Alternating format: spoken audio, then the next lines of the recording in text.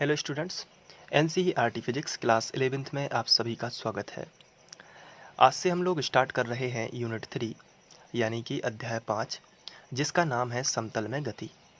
तो इस अध्याय में हम समतल में होने वाली गतियाँ और उन पर लगने वाले बलों के बारे में अध्ययन करेंगे।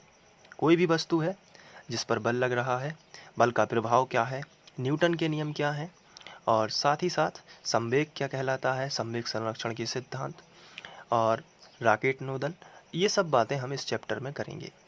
तो एक एक चैप्टर वाइज चैप्टर हम लोग यहाँ से शुरू करेंगे और चैप्टर 5 जो है इसमें हम लोग टॉपिक बाय टॉपिक क्लियर कर रहे हैं।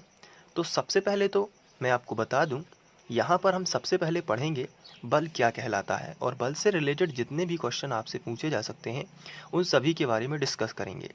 साथ ही साथ एनसीईआरटी के जो इम्पोर्टेंट क्वेश्चन हैं, न्यूमेरिकल हैं, चाहे जो थ्योरिकल क्वेश्चन हैं, उनको हम यहाँ पे लेंगे।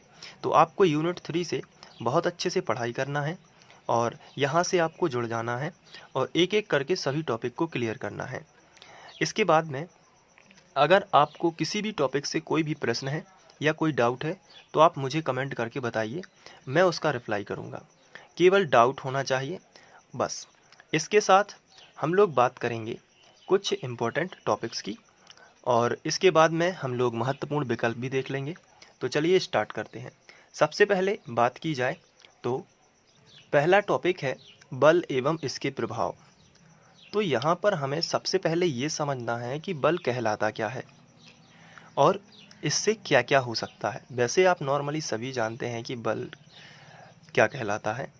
जैसे किसी वस्तु को हमने धक्का दिया, अपनी भाषा में हम उसे बोलते हैं धक्का देना, लेकिन उसका मतलब होता है फिजिक्स में बल लगाना। उदाहरण के लिए जैसे किसी मेज पर एक बॉल रखी है, अब यदि इसको नीचे गिराना है तो आप इसको क्या करोगे, धक्का दे दोगे। तो यहाँ पे मेन वर्ड क्या है, धक्का। तो धक्का देने से क्या होता है, धक्का देने से वो बॉल नीचे गिर जाती है और यहाँ पर आ जाएगी, यानी कि वो पृथ्वी पर गिर जाएगी। तो धक्का देने से यानी कि इसको हम इस जो धक्का शब्द है इसका इस्तेमाल करते हैं फिजिक्स में बल के रूप में। तो किसी वस्तु पर बल लगाना, इसका मतलब आज से आप लोगों के लिए होगा किसी वस्तु को धक्का देना।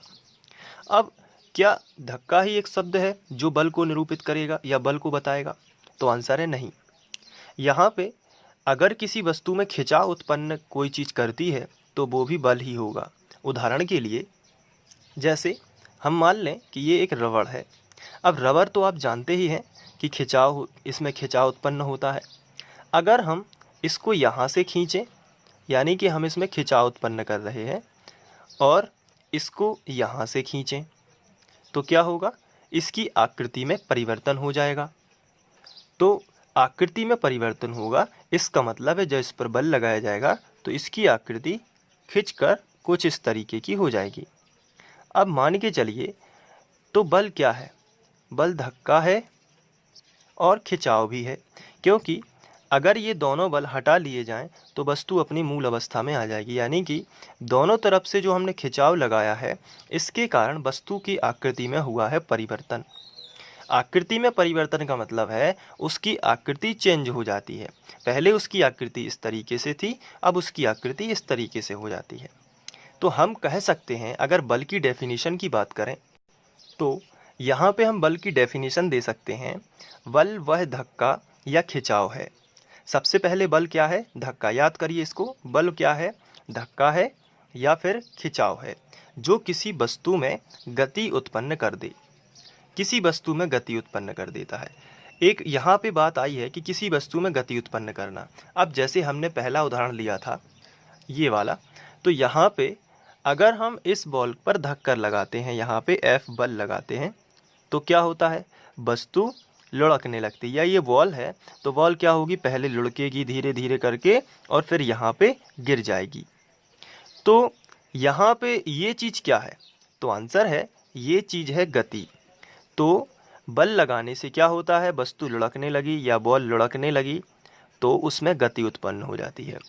तो बल वह धक्का या खिंचाव है जिसके कारण उस वस्तु में गति उत्पन्न हो जाती है। तो आप इसको आसानी से याद कर सकते हैं। क्वेश्चन कुछ इस तरीके से आएगा, बल किसे कहते हैं, बल के प्रभाव बताइए। तो आपको साइड हेडिंग डालना है बल और लिखना है बल वह धक्का है या खिंचाव है जो किसी वस्तु में गति उत्पन्न कर दे। बल वह धक्का या खिंचाव है जो किसी वस्तु में गति उत्पन्न कर दे। इसके साथ साथ बल लगने से होता क्या क्या है, तो इसके प्रभाव के बारे में देख लेते हैं। यह वस्तु के आकार को बदल सकता है। बिल्कुल सही बात है। यहाँ पे जो हमने एग्जाम्पल लिया हुआ है, इसमें हमने यहाँ पे बल लगाया और यहाँ पे, तो इसका आकार बदल कर इस तरीके से इतना बड़ा हो गया। तो इसका मतलब ये है कि बल किसी भी वस्तु के आकार को क्या कर सकता है, बदल सकता है। पहला प्रभाव तो ये है। तो बल लगने से यह इफेक्ट पड़ता है, यह वस्तु के आकार यानी कि जो ऑब्जेक्ट होता है उसकी साइज को बदल सकता है। सेकंड है, यह गतिमान वस्तु को रोक सकता है। बिल्कुल सही बात है। यदि आपके सामने कोई बॉल या फुटबॉल आ रही है, आप मैदान में खड़े हो और आपके पास कोई फुटबॉल आएगी और यदि आप अपने पैर से उसे एफ बल लगाकर उसे रोकोगे तो वह बॉल क्या होगी, आपसे रुक जाएगी। तो बताइए गतिमान वस्तु कौन हुई, वो फुटबॉल जो आपके पास आ रही थी। तो वो फुटबॉल जो आपके पास आई और आपने अपने फुट से उसे क्या किया, रोका, तो वो रुक गई। और स्थिर वस्तु को गति करने के लिए आपने, जैसे मान के चलिए ये एक फुटबॉल है और ये मैदान पर पड़ी है और ये स्थिर अवस्था में है। स्थिर अवस्था का मतलब होता है रुकी हुई अवस्था में है। तो ये रुकी हुई अवस्था में है। जब आप इस पर पैर लगाओगे और इसे किक करोगे तो क्या होगा, ये फुटबॉल इस तरीके से आगे जाएगी। तो रुकी हुई वस्तु पर वेग उत्पन्न हो जाता है। किससे, पैर द्वारा जो बल लगाया है आपने उसके कारण। तो बल का प्रभाव क्या है कि रुकी हुई वस्तु में गति उत्पन्न हो जाती है या गतिमान वस्तु स्थिर हो जाती है, रुक जाती है। दोनों बल का प्रभाव है। इसलिए हमें यहाँ पे लिखना है यह गतिमान वस्तु को रोक सकता है, यानी कि जो वस्तु गति में है उसको रोक सकता है, या स्थिर वस्तु को गति में कर सकता है। यदि कोई रुकी हुई वस्तु है तो उसको भी गति में कर सकता है। तो इस तरीके से हम बल के प्रभाव को समझ सकते हैं। पहला प्रभाव क्या था, यह वस्तु के आकार को बदल सकता है, यानी कि किसी भी साइज को, किसी भी वस्तु है अगर उस पर बल लगाया जाए तो उसका आकार भी बदल सकता है। सेकंड है, यह गतिमान वस्तु को रोक सकता है। यदि कोई वस्तु गति में है तो चलती हुई वस्तु पर यदि हम उस पर हाथ से रोक दें तो वह रुक जाएगी। और यदि वह स्थिर है तो स्थिर वस्तु को हम बल लगाकर गति में कर सकते हैं। तीसरा है, यह गतिमान वस्तु की चाल बदल सकता है। यह भी सही पॉइंट है। अगर कोई वस्तु किसी चाल से चल रही है, इसको थोड़ा ध्यान से देखना है। जैसे यहाँ पे इस तरीके से एक कोई वस्तु है और ये किसी चाल से चल रही है।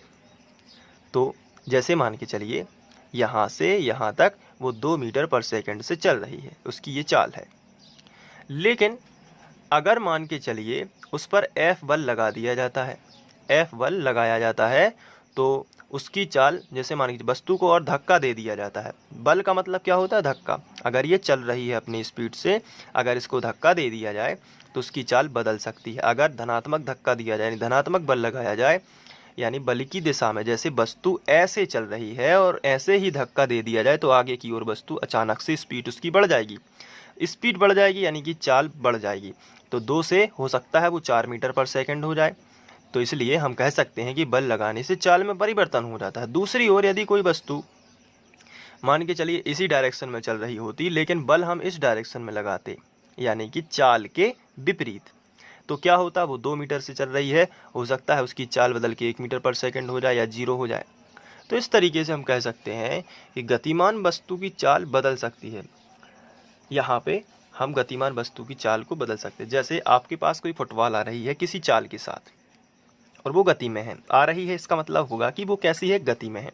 लेकिन जब आप उसमें पैर लगाओगे और उसकी डायरेक्शन बदलोगे, यानी कि आप गतिमान वस्तु चलती हुई फुटबॉल को किसी दूसरी डायरेक्शन में भेजना चाहते हो, तो आप एफ बल लगाएंगे तो वो उसी चाल से नहीं जाएगी, अन्यथा उसकी चाल भी बदल जाएगी। तो ये है क्वेश्चन कि बल किसे कहते हैं, बल के प्रभाव। तो इसका आंसर आपको इसी तरीके से एग्जाम में लिखना है। अगर ये क्वेश्चन आ जाता है तो आपको लिखना है बल वह धक्का या खिंचाव है जो किसी वस्तु में गति उत्पन्न कर देता है। बिल्कुल सही बात है, धक्का है या फिर खिंचाव है जो किसी वस्तु में गति उत्पन्न कर देगा। तो और प्रभाव हम लोग देख चुके हैं। यह वस्तु के आकार को बदल सकता है, किसी भी वस्तु का आकार साइज छोटा या बड़ा कर सकता है बल। यह गतिमान वस्तु को रोक सकता है, कोई गतिमान वस्तु है तो उसको रोक सकता है, या स्थिर वस्तु को गति में कर सकता है। यदि कोई वस्तु रुकी हुई है, स्थिर है, तो उसको बल लगा के गति में कर सकता है। तीसरा है, यह गतिमान वस्तु की चाल भी बदल सकता है।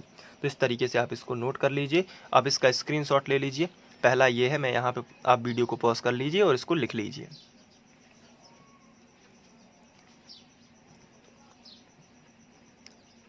इसके बाद ये थोड़ा सा यहाँ पे रह गया था, इसको भी आप नोट कर लीजिए वीडियो को पॉज करके।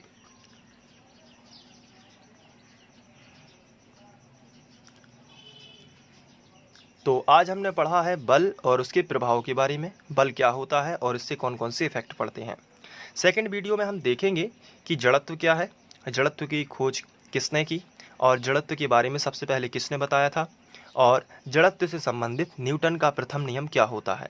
तो मिलते हैं अगले वीडियो में। Thank you. इसी तरीके के वीडियोस देखने के लिए आप फ्री ऑनलाइन कोचिंग की प्लेलिस्ट पर जाकर वहाँ से क्रम अनुसार अध्ययन कर सकते हैं।